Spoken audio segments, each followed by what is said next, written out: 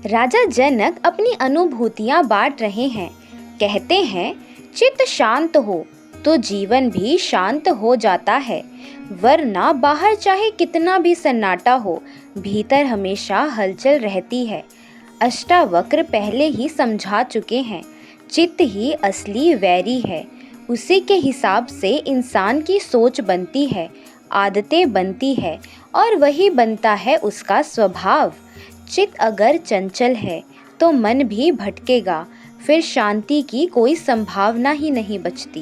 कामनाएं यही चित्त को भटकाती है, एक पूरी हुई नहीं दूसरी जन्म ले लेती है।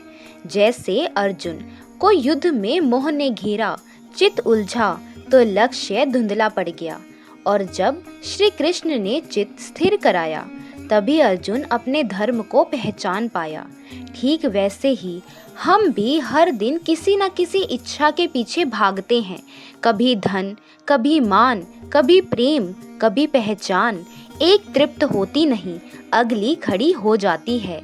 जिंदगी इसी दौड़ में बीत जाती है, ना रुकते हैं ना खुद से मिल पाते हैं। जनक कहते हैं, गुरुदेव, जिसने सहज भाव से चित्त को शून्य कर लिया, जिसने विषयों से खुद को अलग कर लिया, वो चाहे सो रहा हो लेकिन भीतर से जागा हुआ होता है।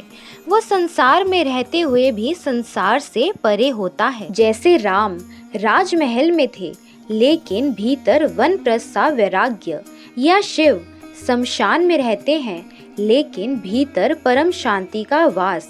वो जो चित्त को जीत ले, उसे कोई और युद्ध जीतने की जरूरत नहीं रहती। इंसान का चित्त क्यों भटकता है, क्यों चैन नहीं मिलता? जनक इसका सीधा जवाब देते हैं, इच्छाएं।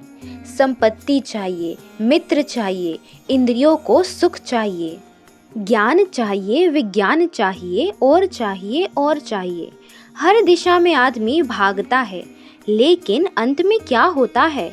विषय विकार जैसे डाकू हो, ये हमें धीरे धीरे लूटते हैं और फिर छोड़ देते हैं, थका हुआ, खोखला, अधमरा। हम सोचते हैं कि ज्ञान से शांति मिलेगी तो शास्त्र पढ़ते हैं, पर वहाँ भी इच्छाओं की चर्चा है।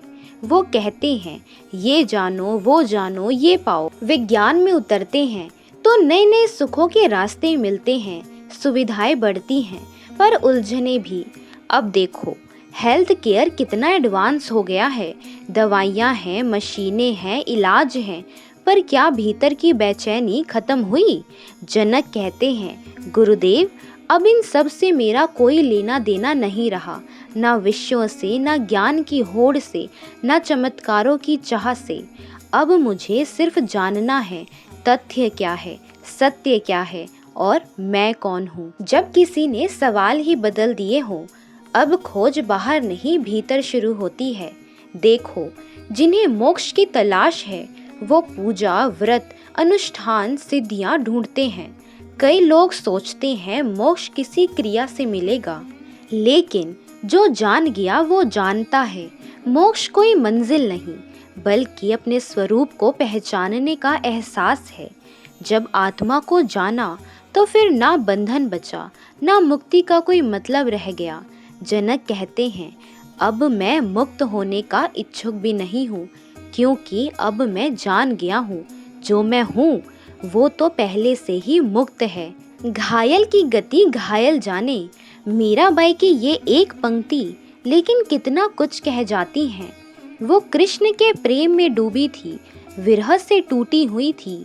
लोगों ने कहा, पगली हो गई है, भ्रांति है, कोई विक्षिप्त सी बातें करती है, पर सच ये है, जो स्वयं ना प्रेम में जले हो, वो प्रेम में जलते हुए को समझ नहीं सकते। ऐसा ही आत्मज्ञानी के साथ होता है, जो भीतर से जाग चुका है, जो स्वयं को जान चुका है, वो बाहर की दुनिया की चालों से अलग हो जाता है। अब उसके अंदर ना कोई संकल्प बचता है, ना विकल्प, ना वो किसी चीज में उलझता है, ना किसी से डरता है। चित्त उसके अधीन होता है। इंद्रियां जो हर वक्त भागती हैं, अब जैसे थम सी जाती हैं। सब कुछ शांत, स्थिर, जैसे कोई झील जिसमें कोई लहर नहीं। अब ध्यान दो, वो आज़ाद है, लेकिन बेलगाम नहीं। जो मन करे वो करता है, पर अपनी जिम्मेदारियों से नहीं भागता। राजा जनक भी यही कह रहे हैं, हे गुरुदेव, अब मेरा अंतकरण विकल्पहीन है। मैं अब भ्रांत नहीं हूँ, ना ही किसी मोह में। मैं अब मुक्त हूँ, बाहर भी और भीतर भी।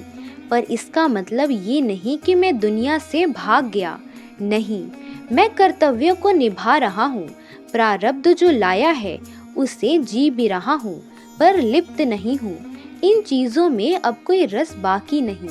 अब मुझे वही समझ सकता है जो खुद भी इस रास्ते से गुजरा हो, जिसका चित्त भी शांत हुआ हो, जो द्वंद्व के पार गया हो। बाकी सब शायद मेरी बातों को पागलपन कहेंगे।